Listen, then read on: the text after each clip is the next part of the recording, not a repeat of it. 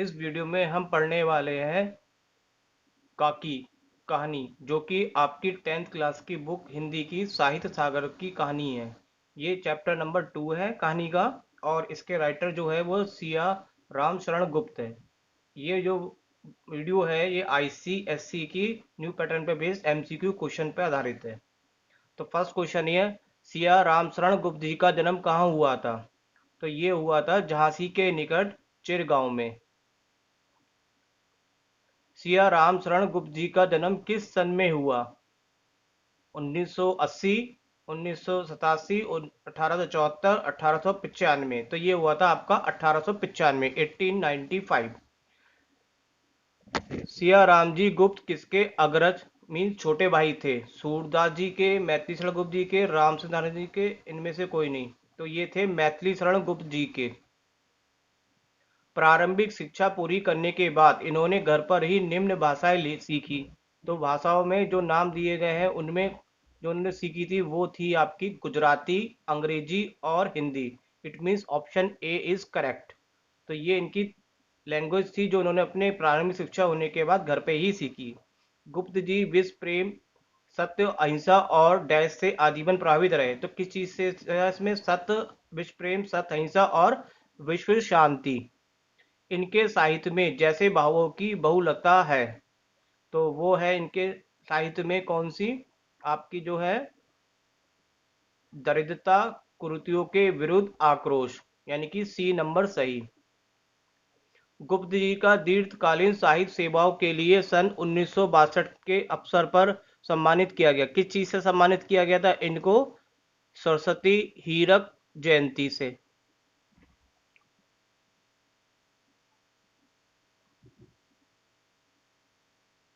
गुप्त जी को नागरी प्रचारणी सभा वाराणसी द्वारा से भी विभूषित किया गया। तो वो कौन सा था इनका, सुधाकर पदक। जो नागरी प्रचारणी सभा में इनको मिला था वो सुधाकर पदक था।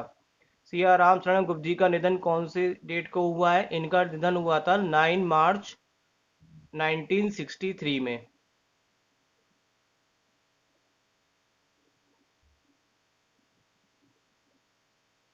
इनमें से कौन सा काव्य खंड सिया राम शरण गुप्त जी का नहीं है। तो इनमें से मित्रता जो है वो नहीं है, बाकी अनाथ, आद्रा, दुर्वादल, ये तीनों ही इनके द्वारा लिखे गए काव्य खंड है। मित्रता इनका कोई काव्य खंड नहीं है। आपको ध्यान में भी रखना है इनके काव्य खंड जो भी है। मानुषी सियाराम शरण गुप्त जी की ये है, कहानी है, नाटक है, कविता है, उपन्यास। तो मानुषी जो है वो इनकी कहानी संग्रह का पार्ट है। पूर्ण पर्व सियाराम शरण गुप्त जी की है, कहानी, नाटक, सविता संग्रह। देखिए कहानी हो चुकी है मानुषी, तो यहाँ पे कहानी तो बहुत मुश्किल होना। तो यहाँ पे ये पूर्ण पर्व क्या है आपका, नाटक। आपको ध्यान रखना है मानुषी कहानी है, पूर्ण पर्व नाटक है।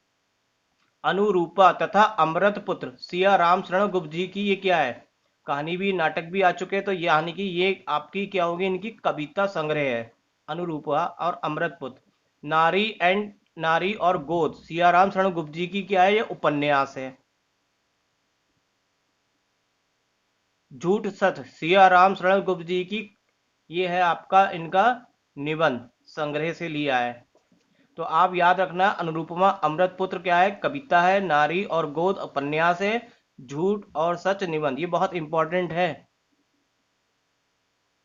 सिया राम शरण गुप्त जी की भाषा कौन सी थी, किस इनकी भाषा से क्या बातें झलकती है, सरल, सहज और व्यवहारिक। It means a answer is correct. कुराम का अर्थ है हल्ला मचाना, खुश होना, रोना, कल्पना, बुलाना, कुछ कहना, याद करना। तो करेक्ट आंसर है इसका रोना, कल्पना करना। कुराम जैसे कहते हैं ना कोहराम मच गया। किसकी माँ के नीचे से ऊपर तक का एक कपड़ा ओढ़े हुए कंबल पर भूमि शयन कर रही थी। किसकी माँ थी जो कंबल पे लेटी हुई थी, वो थी श्यामू की माँ। क्योंकि श्यामू की माँ क्या हुई थी, मर गई थी। तो वो भूमि पे शयन कर रही थी। श्यामू की माँ का क्या नाम था इस कहानी में, काकी कहानी में क्या नाम था, सरला, बिरला, विमला, उमा या इनमें से कोई नहीं। तो श्यामू की माँ का नाम था उमा। कहानी में काकी किसके लिए कहा गया है। तो कहानी में काकी श्यामू की माँ के लिए कहा गया। जनरली तौर पे काकी हम अपनी दादी को भी कह देते हैं। काकी सो रही है, उन्हें इस तरह उठाकर कहाँ लिए जा रहे हो? मैं जाने नहीं दूंगा। यह कथन किसने कहा था? ये कथन श्यामू ने घर के लोगों से कहा, क्योंकि उसकी अंतिम संस्कार के लिए काकी को ले जा रहे थे। तब श्यामू ने घर के लोगों से कहा। किसने विश्वास दिलाया कि उसकी काकी उसके मामा के यहाँ गई है? तो ये विश्वास दिलाया था वहां पे के गुरुजनों ने।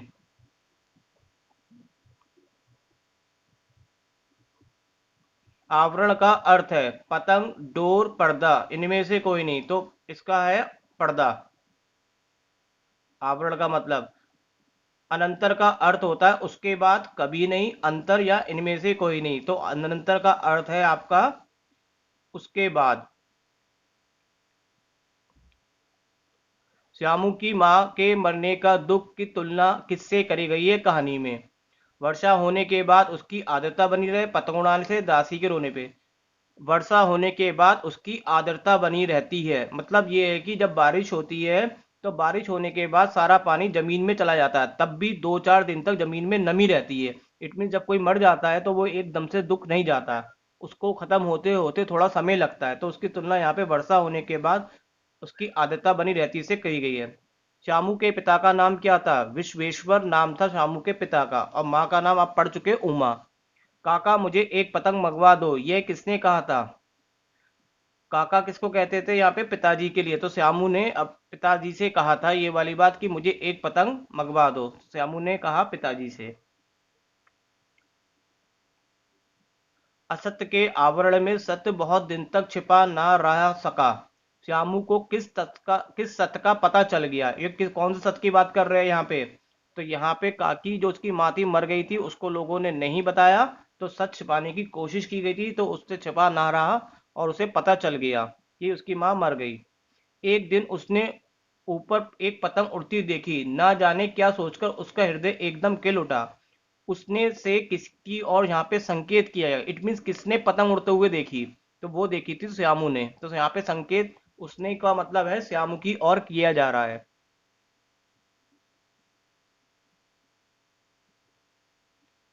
अनमनस का अर्थ है जिसका मन कहीं और लगा हो।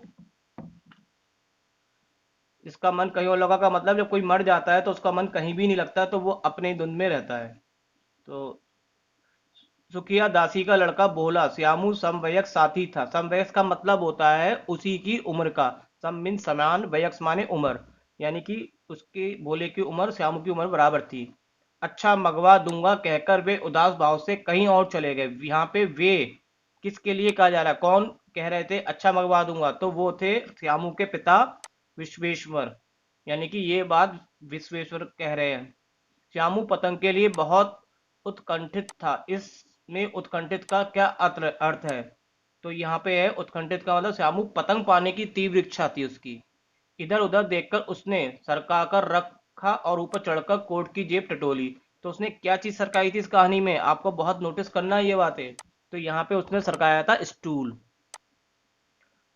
उनमें से एक चवन्नी का आविष्कार करके वह तुरंत भाग गया। यहाँ पे आविष्कार का मतलब क्या बताया है? यहाँ पे ये है कि उसने अपने पिताजी के कोर्ट में से पैसे चुराए थे, तो आविष्कार का मतलब चुराना है। देखो खूब अकेले में जाना, कोई जान ना पाए। इसमें कौन किससे कह रहा है? तो यहाँ पे ये बात श्यामू किससे कह रहा है? भोला से, क्योंकि उसको वो पतंग लेने के लिए भेजता है। श्यामू कहता है भोला से। भोला किसी से ना कहो तो एक बात कहूँ, यहाँ पे ये बात कौन कह रहा है? तो ये श्यामू कह रहा है भोला से। नहीं किसी से नहीं कहूंगा, ये कौन कह रहा है? ये कह रहा है भोला। मैं ये पतंग ऊपर राम के यहाँ भेजूंगा, इसे पकड़कर काकी नीचे उतरेगी। मैं लिखना नहीं जानता, नहीं तो उन पर इनका नाम लिखवा देता। इसमें कौन किससे कह रहा है? ये बात श्यामू कह रहा है किससे? भोला से। बात तो बहुत अच्छी है परंतु एक कठिनता है। ये डोर पतली है, इसे पकड़कर काकी उतर नहीं सकती, इसके टूट जाने का डर है। पतंग में मोटी रस्सी हो तो सब ठीक जाएगा। ये एक बात किसने कही थी? ये बात भोला ने कही थी श्यामू से। क्योंकि श्यामू अपनी काकी को पतंग के सहारे नीचे लाना चाहता था, जो भगवान जी के यहाँ चली गई थी। पहले दिन श्यामू ने विश्वेश्वर के कोट से कितना पैसा निकाला था, तो वो पहले दिन निकाला था उसने 54। दूसरे दिन श्यामू ने कितना पैसा निकाला था, तो उसके बाद उसने 1 रुपया निकाला था। देख भोला, किसी को मालूम ना हो पाए, ये बात कौन किससे कह रहा है? तो यहाँ पे श्यामू किससे कह रहा है? ये भोला से, कि किसी को पता ना चले, चुपचाप जाके पतंग लिया। ओछी का क्या अर्थ है? ओछी का मतलब होता है छोटी। छोटी, यहाँ पे रस्सी के लिए यहाँ पे बात आई थी। मैं एक कागज पर काकी लिखवा रखूंगा, यहाँ पे मैं किसके लिए कहा गया है और किससे लिखवाने की बात हो रही है? तो यहाँ पे श्यामू जो है वो अपनी काकी को बुलाना चाहता है पतंग के सहारे। तो श्यामू यहाँ पे मैं के रूप में, और लिखवाने की बात किससे कही उसने? जवाहर भैया से कही, कि जवाहर भैया इस पतंग पे काकी लिख दो। नाम की चिट रहेगी तो पतंग उन्हीं के पास बच जाएगी। किसके नाम की चिट को यहाँ पे लगाया जा रहा है? पतंग पे लिखना था काकी, इट मीन वो चिट चिट के रूप में काम करेगी, तो यहाँ पे काकी के लिए। प्रफुल्ल का अर्थ होता है प्रसन्नता से, खुशी से। कितने घंटे बाद प्रफुल्ल मन से श्यामू और भोला अंधेरी कोठी में बैठे बैठे पतंग में रस्सी बांध रहे थे? तो आपको पता होगा, आपने कहानी पढ़ी है, तो वो था 2 घंटे बाद। तुमने हमारे कोर्ट से रुपया निकाला है, ये बात किसने कही थी? ये बात कही थी विश्वेश्वर ने। अकस्मात शुभ कार्य में विघ्न की तरह उग्र रूप धारण किए हुए विष्णु वहां पहुंचे। यहाँ पे शुभ कार्य किसके लिए कहा गया है? शुभ कार्य कहा जा रहा है कि यहाँ पे श्यामू जो था वो पतंग में रस्सी बांधना चाह रहा था, तो उसके लिए कहा जा रहा है। और विघ्न, यहाँ पे जब वो रस्सी बांध रहा था तो अचानक से उसके पिताजी विश्वेश्वर आ गए, तो वो उन्होंने बाधा डाल दी उस कार्य में। मुखबिर का अर्थ है, मुखबिर का अर्थ होता है भेद खोलने वाला। जैसे पुलिस के मुखबिर होते हैं ना, तो भेद बताते हैं। तो मुखबिर का अर्थ होता है भेद खोलने वाला। श्यामू भैया ने रस्सी और पतंग मंगवाने के लिए निकाला था। तो ये कौन कह रहा है? ये बात कह रहा है यहाँ पे भोला। किससे? उसके पिताजी विश्वेश्वर से, जब वो पकड़े जाते हैं कि पैसा उसने जब चुराया होता है। तो भोला कहता है कि ये तो मुझसे पतंग मंगवाने के लिए कहा था। चोरी सीख कर जेल जाएगा, अच्छा तुझे आज अच्छी तरह समझाता हूँ। ये यहाँ पे कौन कह रहा है? यहाँ पे उसके पिताजी विश्वेश्वर किससे कह रहे हैं? श्यामू से कह रहा है, क्योंकि श्यामू ने चोरी करी थी। ये किसने मंगवाई? अब ये यहाँ पे किसके लिए कहा गया है? यहाँ पे ये वर्ड जो है रस्सियों के लिए कहा गया, पतंग में रस्सी बांधनी थी इसलिए। विश्वेश्वर ने किसे धमकाया था? विश्वेश्वर ने भोला को धमकाया। इन्होंने मंगाई थी, कहते थे इनसे पतंग तान कर काकी को राम के यहाँ से नीचे उतारेंगे। यहाँ पे कौन कह रहा है? भोला। किससे? विश्वेश्वर से। क्योंकि जब उसकी चोरी पकड़ी जाती है तो भोला सब उगल देता है। हत बुद्धि का अर्थ होता है दंग रह जाना, मुस्कुराना, जो कुछ। इसका मतलब होता है जो कुछ सोच पाने की अवस्था में ना हो, अचानक से कोई बात हो जाए तो वो कुछ समझ में नहीं आता। काकी कहानी का मुख्य पात्र कौन है? यहाँ पे सबसे मेन पात्र है श्यामू। कहानी पूरी श्यामू पे आधारित है। श्यामू का मित्र कौन था? भोला। श्यामू और भोला अंधेरी कोठी में बैठकर क्या कर रहे थे? तो वो यहाँ पे पतंग में रस्सी बांधने की कोशिश कर रहे थे। फ्रेंड्स, मैं आपको एक टेस्ट देने वाला हूँ यहाँ पर, 10 मार्क्स का टेस्ट है, और ये बहुत आप ध्यान से करेंगे। अगर आपने ये वीडियो पूरी देख ली होगी तो आई होप कि आप ये सारे क्वेश्चन कर लेंगे। 10 क्वेश्चन है, 10 मार्क्स है, और आप मुझे मेरे कमेंट्स में सारे आंसर लिख के देंगे।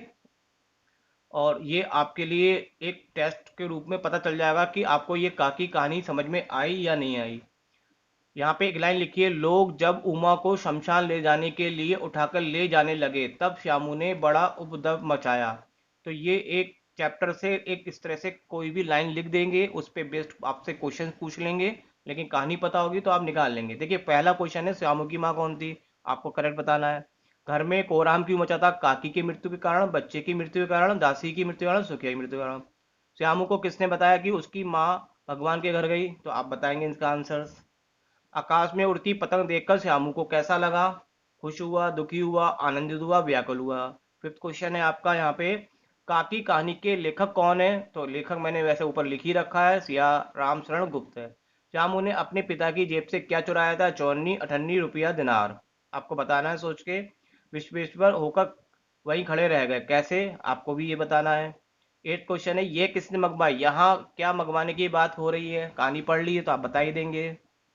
नहीं, किसी से मैं नहीं कहूँगा। ये कथन, यहाँ पे कथन में वक्ता और श्रोता कौन है, ये भी बताना आपको।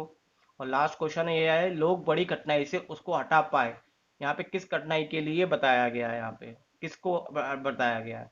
तो आप ये 10 क्वेश्चन करके भेजिएगा। और फ्रेंड्स, मैं आने वाले समय में सारे सब्जेक्ट के वीडियो आपको सेमेस्टर 1 के आईसीएससी 10th क्लास के प्रोवाइड कराने वाला हूँ। तो आप प्लीज़, अगर आपको ये वीडियो रियली पसंद आते हैं तो अपने फ्रेंड्स में जिसको भी 10th क्लास में है जो कर रहे हैं, तो उनको आप ये शेयर करिए, उनका भी बेनिफिट्स हो जाएगा। और सारे सब्जेक्ट्स के मैं आपको वीडियो प्रोवाइड कराऊंगा। फिर भी किसी को कोई अपनी अगर बात कहनी हो कि सर मुझे ये चाहिए वो चाहिए, तो आप मेरे को कमेंट्स में लिखेंगे। तो मैं आपको हर चीज़ आपके अकॉर्डिंग प्रोवाइड कराने की पूरी पूरी कोशिश करूंगा। आप जैन ट्यूटर देखते रहिए। Thank you very much, all of you.